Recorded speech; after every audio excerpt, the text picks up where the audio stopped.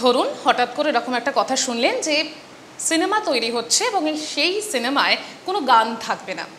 হ্যাঁ, আমি জানি আমার আপনার একটাই কিন্তু প্রতিক্রিয়া বা রিয়াকশন হবে, সেটা হলো নইব নইব চ। ঠিক তেমনভাবেই এই মুহূর্তে দাঁড়িয়ে বাংলার সঙ্গীত জগতে ঠিক একটা নাম বাদ দিলে কিন্তু আমাদের রিয়াকশান ঠিক সেম হবে। সেই নামটা হলো বাংলা সঙ্গীত জগতের গীতিকার, গায়ক, সুরকার, পরিচালক, এক কথায় সব কিছু, গানের সব কিছু, আকাশ সেন।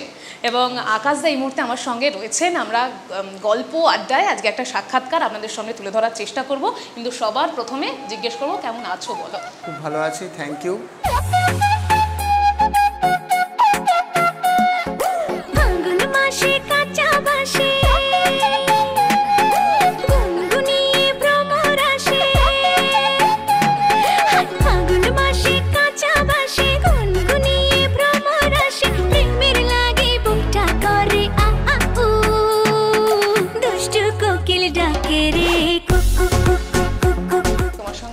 গল্পে বসেছি, সেখানেই দুষ্টু কোকিল দুটো শব্দের সঙ্গে তোমার নাম দারুণভাবে জড়িয়ে রয়েছে।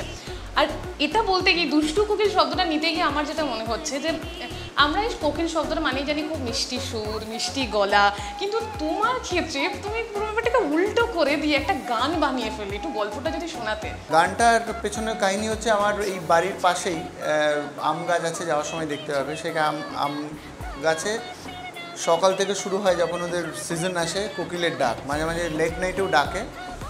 আর জেনারেলি অনেকে জানে না, বা অনেকে হয়তো জানে যে কোকিল কিন্তু মেল কোকিলরা ডাকে ফিমেল কোকিলকে ইমপ্রেস করবার জন্য, যে boss I am the best, আমার গলাটা সবচেয়ে সুন্দর, তো please accept me, please love me. তো এরকমই ওদের ওই প্রেম নিবেদনের চক্করে মাঝে মাঝে আমাদের ঘুমের ব্যাঘাত ঘটতো। এই কথাবার্তা বলতে বলতে একদিন মনে হয় কোকিলগুলো অনেক দুষ্টু হয়েছে, তো সেখান থেকেই একটা গানের জন্ম। এবং সিচুয়েশনও পেয়ে গেলাম যে এরকম একটা গান হবে, একটা মিষ্টি আইটেম গান, যার মধ্যে less vulgarity and lot of fun and melody and dance.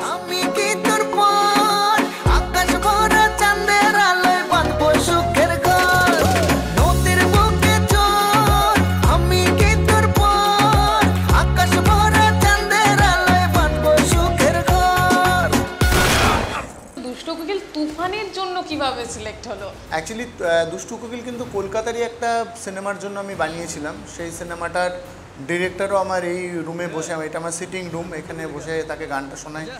He was very impressed. কিন্তু প্রডিউসার বাবু কোনোভাবে গানটা তার অতটা অ্যাকসেপ্ট করতে পারেননি। ওই জন্য আমি যেটা করলাম কি, এই গানটা তার থেকে বার করে নিলাম। মানে তিনি আমাকে একটা অ্যাডভান্সও দিয়েছিলেন, আমি তাকে অ্যাডভান্সটা রিটার্ন করে, কারণ আমার মনে হয়েছিল যে এই গানটার একটা ভালো ফিউচার আছে, এবং যে যা আমার ইচ্ছাটা এবং আমার ভাবনাটা সত্যি হয়েছে। কণা যে সিঙ্গার গানটার, বাংলাদেশের স্বনামধন্য সিঙ্গার কণা, তো কণা গানটা শোনার পরেই বলে আকাশ এই গানটা আমি গাইবো। তো আমরা কণার সাথে গানটা রেকর্ড করে গানটা রেডি করে রাখি। হঠাৎ করে কণা একদিন, যে ডিরেক্টর রাইহান রাফি, তাকে শোনায় গানটা, তুফানের যে ডিরেক্টর, এবং রাইহান রাফি শোনার সাথে সাথে আমাকে ফোন করে, রীতিমতো থ্রেট করে, তুমি এই গানটা কেন আমাকে শোনাওনি? আমি বললাম এনিওয়েজ তুমি তো শুনলে, বলছে এই গানটা আমি করব, আমার ছবিতে যাবে। এবং ওর বিগিনিংয়ে কিছু চেঞ্জ বলেছিল, যে ওইটা আমি পরে অ্যাড করি, মানে ওই হুক লাই, ওই পাঞ্চ সিগনেচার মিউজিকটা। এইভাবেই দুষ্টু কোকিল তুফানে আসে। ফাগুন মাসে কাঁচা বাসে গুনগুনিয়ে ভ্রমর আসে, প্রেমের লাগি বুকটা করে আ আ উ। দুষ্টু কোকিল ডাকে রে cook cook cook cook cook cook, মনে বাঁশি বাজে রে cook cook cook cook cook cook cook cook. দুষ্টু কোকিল ডাকে রে cook cook cook cook cook cook cook, মনে বাঁশি বাজে রে cook cook cook cook cook cook cook. এর সাথে আমার আলাপ হলো হচ্ছে সেটে গিয়ে। এই গানটা যখন শুটিং হচ্ছিল তখন ডিরেক্টর আমাকে ডেকেছিল, আমাদের শুভভূমিতে শুটিং হয়েছে কিন্তু এই গানটার। আমার এক্স সাংসদ, মানে আমি যে গড়িয়া এলাকায় থাকি তার সাংসদ মিমি ছিলেন, তার সাথে দেখা হলো। তো উনি যখন বারবার মনিটর দেখতে আসছে, আমি উঠে যাচ্ছি, না Akash you no need to get up, you sit. না না না, আপনি আমার সাংসদ। না না, আমি তোমার সাংসদ ছিলাম, এখন তো আমি এক্স। তো খুব ভালো লাগলো মিমির সাথে কথা বলে, এবং হি was very serious.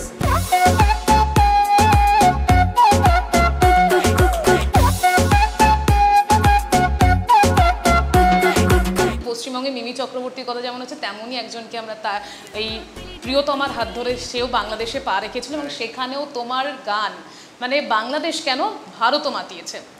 Title song প্রিয়তমার সপ্তাহে, সেখানে গল্পটা যদি একটু বলতে। প্রিয়তমা তো খুব একটা মানে খুব close to my heart project, কারণ হচ্ছে এই কাজটার জন্য আমাকে সাকিব ভাই নিজে, জেনারেলি কি ডিরেক্টর প্রডিউসাররা ফোন করে যে আকাশ এই গান লাগবে, বাট প্রিয়তমার দুটো গানের জন্যই কিন্তু সাকিব ভাই নিজে আমাকে ফোন করেছিলেন। প্রিয়তমা সিনেমাতে প্রথম গান তৈরি হয়েছিল কুরবানি কুরবানি যে গানটা, কারণ এর আগে আমি সাকিব ভাইয়ের সাথে ঈদের একটা গান করেছিলাম, সেটা পাসওয়ার্ড সিনেমায়। ওই গানটাও ব্লকবাস্টার হিট ছিল, আসসালামু আলাইকুম এলো খুশির মৌসুম। অ্যান্ড তখন বললেন যে আকাশ রোজা ঈদের গান তো হয়েছে, কুরবানি ঈদের গান এবার আমরা করবো, আমার একটা বড় ভালো ধামাকা ছবি করতে যাচ্ছি প্রিয়তমা। তখন আমি ডিরেক্টরকে প্রডিউসারকে কেউ জানতাম না, শুধু জানি সাকিব ভাই প্রজেক্টটা করছে। আল্লাহ তুমি করো একটু মেহেরবানি, কবুল করো আমার কুরবানি, কুরবানি কুরবানি কুরবানি। অ্যান্ড দেন কুরবানি গানটা হয়ে গেল। কুরবানি গানটা হওয়ার পর আমি জানি আমার সিনেমাতে একটা গানই থাকবে, অনেক দিন হয়ে গেছে। তখন আমি শুনলাম প্রিয়তমা ছবিটায় হতে যাচ্ছে, এখান থেকে ইধিকা পাল যাচ্ছে, মানে আওয়াজ শুরু হলো আর কি চারিদিকে। এই হঠাৎ করে ছবি শেষ হয়ে গেছে অলমোস্ট, একদিন ডিরেক্টর তার মাঝখানে আমাকে একবার দুবার নক করতেন যে বিভিন্ন লিরিক্স পাঠাতে, যে আকাশ এই গানটা একটা টাইটেল গান কিছুয়ে। তো আমি না অতটা খুব একটা সিরিয়াসলি নিতাম না, একটা ছবিতে একটা গান হয়ে গেছে বাস এনাফ। কারণ যখনই একটা গান নিয়ে বেশি মানে মাথাবাজি হয় তখন সেটা ভালো কিছু হয় না। অল অন এ সাডেন একদিন সাকিব ভাই আমাকে ফোন করলেন সকালবেলা, আমি মালয়েশিয়ায় প্রোগ্রাম করতে গেছিলাম, এসে আকাশ কুরবানি ঈদের গানটা তো হয়ে গেল, ওটা তো ধামাকা হচ্ছে, তো রোম্যান্টিক গানটা কি হবে, তো তুমি কতবার বোঝাবো বল, কতবার জানাবো বল, ওইরকম একটা কলিজায় লাগা গান করো না এই গান সিনেমাটার জন্য প্রিয়তমা কথাটা দিয়ে। আর ইনসিডেন্টলি কতবার বোঝাবো বল ওটাও আমার গান, ওটাও অঙ্গার সিনেমার গান। তো এইটা আমাকে প্রচণ্ড ইন্সপায়ার করে যে এরকম একটা বড় মেগাস্টার আমাকে ফোন করে আমার গানের এক্সাম্পল দিচ্ছে, দিয়ে বলছে এই টাইপের একটা গান করো, সেটা আমাকে এত ইন্সপায়ার করে। আর মুডটাও ভালো ছিল, বস ফোন করেছে, and within 15 minutes I compose the line, যত কথা রাখা ছিল এই বুকে জমা, তোমাকে জানিয়ে দিলাম ও প্রিয়তমা। যত কথা রাখা ছিল এই বুকে জমা, যত কথা রাখা ছিল এই বুকে জমা, তোমাকে জানিয়ে দিলাম ও প্রিয়তমা, তোমাকে জানিয়ে দিলাম ও প্রিয়তমা। আমার আকাশ নীলে তুমি যে নীলিমা, আমার আকাশ নীলে তুমি যে নীলিমা, তোমাকে জানিয়ে দিলাম ও প্রিয়তমা, ও প্রিয়তমা, ও প্রিয়তমা, ও প্রিয়তমা, আমার প্রিয়তমা। বাংলাদেশের জার্নি তো হলো, এবার পশ্চিমবঙ্গেও কিন্তু তোমার অনেক গান, মানুষের অনেক পছন্দের গান আছে, কিন্তু পশ্চিমবঙ্গের জার্নিটা যদি বলতে, কার হাত ধরে বা কিভাবে পশ্চিমবঙ্গে তোমার প্রথম গানটা বেরোলো? প্রথম গান বলতে গেলে আমার সুইটি আর কেদোনা আমি আসি, ওই অ্যালবামটা টেলিভিশনে প্রথম, হ্যাঁ সিনেমাতে ওই গানটা মানে ওই অ্যালবামটা করতে গিয়ে মানে পুরো কয়লার ইঞ্জিন শেষ হয়ে গেছিলো, কারণ তখন বহরমপুর থাকতাম, 200 কিলোমিটার দূর থেকে এসে স্ট্রাগল করতে হতো। আর ওই সময় ক্যাসেট সিডির যুগ ছিল, আর কোম্পানি কীরকম, মানে কোম্পানি সারাদিন বসিয়ে রাখতো, কবে বেরোবে না, মানে লট অফ হার্ডওয়ার্কিং। স্টিল আমি ধন্যবাদ জানাবো যে কোম্পানি আমার এই গান রিলিজ করেছিলেন তাদেরকে, প্রথম তার জন্যই এতটা হিট হয়। প্রথম ছবিটার খুবই মেমোরেবল একটা, আমি চাকরি ছেড়ে বম্বে গেছিলাম, বম্বে থেকে কলকাতা এলাম, কলকাতায় এসে অনেক দিন হয়ে গেছে, এখানেও একটা ছোট চাকরি করছি তখন। তো কোথায় যেন মানে একটা দোটানে আছে যে হবে কি আমার দ্বারা, নাকি আবার ছেড়ে ব্যাক টু বহরমপুর যেতে হবে। ঠিক এরকমই একটা দিনে আমার একটা কল আসে, হচ্ছে নেহাল দত্ত বলে, ইনি একজন বিখ্যাত ডিরেক্টর, নেহালদার থেকে। তো নেহালদা তখন শতাব্দী রায়কে অ্যাসিস্ট করছিলেন, আমাদের সাংসদ শতাব্দী দি। তো শতাব্দীও অনেক অনেক ধন্যবাদ, শতাব্দী আমার গডমাদার বলতে গেলে, উনি আমাকে প্রথম সিনেমাতে ব্রেক দিয়েছিলেন। ছবির নাম ছিল ফ্রেন্ড, তো সেখানে একটা গান ছিল তোমায় ভেবে জাগা জাগা রাত, জুবিন এবং মোনালি গিয়েছিল, ওখান থেকে আমার ফিল্মের ক্যারিয়ার শুরু। জাগা জাগা রাত কখন যে ভোর হয়ে যায়, দূরে ছিল যে সেই আমাকে ডাকে ইশারায় কখনো যে ভোর হয়ে যায়। জিতের সিনেমা, অঙ্কুশের সিনেমায় তোমায় দেখেছি এবং সেই গানগুলো যথেষ্ট জনপ্রিয়তা পেয়েছে। তার মধ্যে বাংলাদেশের মেয়ে তো না উল্লেখ করলে আমাকেই মানে ছেড়ে আমাকে আর পরের দিন থেকে মানুষজন আর গ্রহণ করবে না। তো বাংলাদেশের মেয়ে গল্প তো শুনবো, কিন্তু তার আগে তুমি একটুখানি দ্রুত লাইন শোনাতে। তোর ঠুমক ঠুমক চাল আর চিকন চিকন গাল, আহা রাগের এমন তেজ যেন লাল মরিচের ঝাল। ওরে বঙ্গ ললনা তোর হয় না তুলনা, তোর মন রাঙাতে করবো যা তুই চাস। একবার যেই ঘুইরা তাকাস লাগে ঝাকাস, পদ্মা নদীর ইলিশ খাইয়া রূপখানা কি ঝকঝকে বানাস।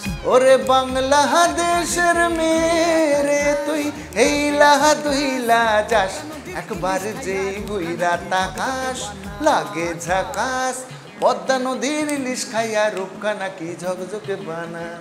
অ্যাকচুয়ালি এই সিনেমাটা কিন্তু যৌথ প্রযোজনার সিনেমা ছিল, ইন্ডো বাংলাদেশ প্রজেক্ট, এবং ওখানে দেখানো হচ্ছে যে মেয়েটা বাংলাদেশের একটা মেয়ে, শুভশ্রী বাংলাদেশের মেয়ে, তো সেখান থেকেই বাংলাদেশ কানেকশন। এবং এই যে বাংলাদেশের মেয়ে এই লাইনটা কিন্তু দিয়েছিল আমাকে ওই মানে কনসেপ্টটা যে এই শোন না বাংলাদেশের মেয়েদের নিয়ে একটা গান কর না, সেটা হচ্ছে এসকে মুভিজের কর্ণধার হিমাংশুদা। তো হিমাংশুদা আমাকে চার্জ করে যে হিমাংশুদার সাথে প্রথম কাজ ছিল এটা আমার এসকে মুভিজের সাথে, অ্যান্ড দেন বাংলাদেশের মেয়ে হ্যাপেন্ড। ওরে বাংলাদেশের মেরে তুই হেইলা দুইলা যাস, একবার যেই ঘুইরা তাকাস লাগে ঝাকাস, পদ্মা নদীর ইলিশ খাইয়া রূপখানা কি ঝকঝকে বানাস। এই যে আমি অনেকগুলো তোমার আমাদের ওয়েস্ট বেঙ্গলে তোমার অনেক গানের কথা বলছিলাম, কিন্তু সেই সংখ্যাটা যেমন রয়েছে কিন্তু সেখানে কম পরিমাণটাও কিন্তু কম নয়, এরকম একটা ব্যাপার। তো এই জায়গায় দাঁড়িয়ে তোমার মানে অভিব্যক্তটা কি, যে আক্ষেপ নাকি অ্যাভয়েড, কোন শব্দটা? এটা দুটোই বলতে পারো। প্রথমত হচ্ছে আমার যেহেতু বাংলাদেশে আমার এত একটা বড় ইন্ডাস্ট্রি, আর ওখানে ধরুন 25 কোটি বাঙালি আছে, আরও গ্লোবালি আরও 5-6 কোটি বাঙালি, মানে 30 কোটি দর্শক, তাহলে ওখানকার কাজ করে আমি শেষ করতে পারি না। আর আমাকে অনেকে জিজ্ঞেস করে যে কলকাতায় কাজ করছেন না, বা অনেকে আবার এটাও লেখে যে কলকাতায় ভাত পাচ্ছে না তাই বাংলাদেশে যাচ্ছে, মানে প্রচুর নিন্দুকেরও তো থাকবেই। আবার অনেকে লেখে যে কলকাতায় চান্স পাচ্ছে না, হোয়াট এভার, মানে নেগেটিভ বা পজিটিভ সব মিলিয়ে। আবার অনেকে আক্ষেপ করেও লিখে যে দাদা আপনি তোর নাম করলেন, আমি শুধু চেয়েছি তোমায় করলেন, বাওয়াল বলে একটা সিনেমা করলেন, তারপরেও কেন এখানে কাজ করলেন। তো এটাই রিজন যে আমার ওখানকার কাজটা এত পরিমাণ বেশি, আর এখানে কি এখানে একটা গানের পেছনে প্রচুর মানে মাথাবাজি হয়, মানে লাইক আমার ফ্রি সোল যেটা তুমি বললে, মানে আমার কোথায় মনে হয় যে আমার ক্রিয়েটিভ পার্টে যদি লট অফ ইন্টারফারেন্স থাকে না, এটা আমার খুব একটা অসুবিধা হয়, সেখানে আমি ভালো কিছু ক্রিয়েট করতে পারি না। এই যে বাংলাদেশের মেয়ে বলো বা ঈদের গান বলো জিতের, এই গানগুলো আসার পেছনেও কিন্তু অনেক ব্যাক স্টোরি রয়েছে, মানে গানগুলো প্রায় হবেই না, বাদ দিয়ে দেওয়া হবে, অনেক ক্রস সেকশন করতে হবে, করতে হবে। বাট আমি খুব অনড় ছিলাম, মানে এই একটা ব্যাপারে বলতে পারো আমি খুব স্টাবার্ন, কারণ I know my job and I know audience যাবে, এবং সেটার জন্য আমি 24 ঘন্টা এটার পেছনে আমার ডেডিকেটেড, আমি ইনভলভ। তো তখন ওই পার্টটাতে আমার এই ইন্টারফারেন্সটা মানে ওয়েস্ট বেঙ্গলের ফিল্মে অনেক বেশি হয়। এই কারণেই তুমি নিশ্চয়ই একটা হাতে হাতে এক্সাম্পল পেলে যে দুষ্টু কোকিলের মধ্যে একটা গান এখানকার একটা প্রডিউসার অলমোস্ট রিজেক্ট করলেন, মানে সেই গানটা একটা ব্লকবাস্টার। ডিরেক্টর বুঝতে পেরেছিলেন, ডিরেক্টরকে আমি ধন্যবাদ জানাবো। উনি কিন্তু গানটা হয়ে যাওয়ার পরেও, মানে তুফানে হওয়ার পরেও মাঝখানে ফোন আকাশ ওই গানটা কি আছে, আমি একটা ছবিতে, আমি না ওই গানটা আমি দিয়ে দিয়েছি কোনো একটা ছবিতে।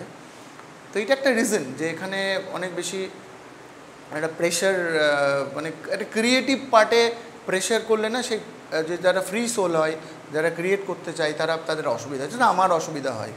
আপাতত কাজ, অতীতের কাজ নিয়ে তো কথা বললাম, কিন্তু আগামী দিনে আর কি কাজ মানুষ পেতে চলেছে তোমার? এইটা জিজ্ঞেস করলে আমার একটা ওয়ান লাইনার আছে, আমি বলি এলে জানতে পারবে। তো অফকোর্স এলে জানতে পারবে।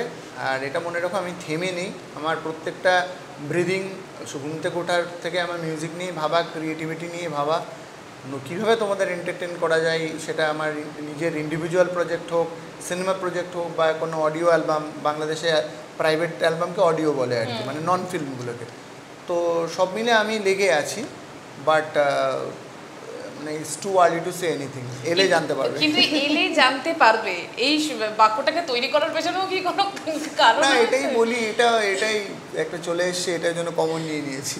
মানে আমরা আসলে এই ব্যাপারটা খুব বিশ্বাস করি, যতক্ষণ না ফাইনাল হচ্ছে মানুষকে না হ্যাঁ, ঠিক, জানানোই ভালো। মানে There is many a sleep between the cup and the lips. একদম। আচ্ছা, শেষ তো করবো, কিন্তু শেষ যে মানুষটার সঙ্গে করছি, তো সেই মানুষটা যদি শেষটা একটু গান দিয়েই করে তাহলে মানুষজন ভীষণ খুশি হবে। কতবার বোঝাবো বল, কতবার জানাবো বল, নিঃস্ব এ জীবনে শুধু তুই আমার সম্বল। যতনে রেখেছি তোকে মনের গভীরে, তোর দেখা না পেলে হয় মন বড়ই চঞ্চল। কতবার বোঝাবো বল, কতবার জানাবো বল, নিঃস্ব এ জীবনে শুধু তোমরাই আমার সম্বল।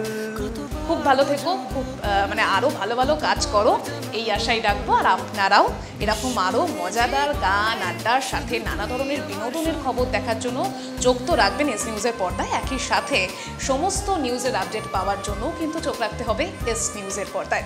নমস্কার।